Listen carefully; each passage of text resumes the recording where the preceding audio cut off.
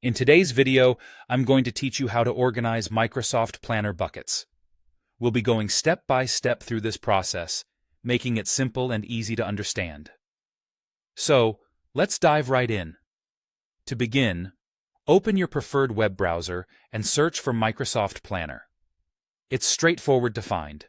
Once you've located Microsoft Planner, click on it to open. Next, you'll want to sign in. You'll see the Sign In option right there on the main page. Click on that, and if you already have a Microsoft 365 account, you might find yourself automatically signed in, which is a time saver.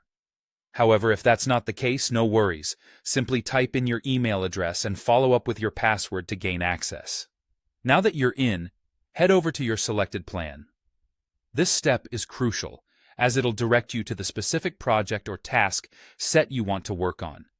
If you've got your plan open, you should see a board in front of you. Here's where the real fun begins.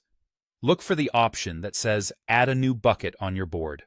By clicking on this, you can create a new column that serves as a container for grouping related tasks. It's an excellent way to keep things organized and ensure you can access all related tasks in one spot. After you've added a new bucket, you'll see a generic name assigned to it. But don't worry, changing it to something more descriptive is a breeze. Just click directly on the bucket's name to edit it. Alternatively, you can click on the three dots to the right of the name. Yes, those little dots hold a lot of power, and select the option labeled Rename. This allows you to give your bucket a name that truly reflects its contents. One of the great features of Microsoft Planner is the flexibility it provides. If you're looking to reorganize your board, simply drag and drop the buckets to change their order.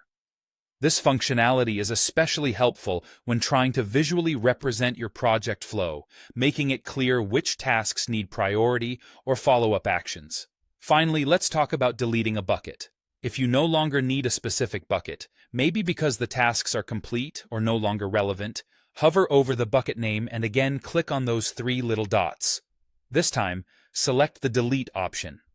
But do keep in mind, deleting a bucket will also remove all tasks within it, so make sure those tasks have been managed appropriately before you hit delete.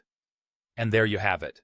With these simple steps, you've learned how to organize your Microsoft Planner buckets effectively.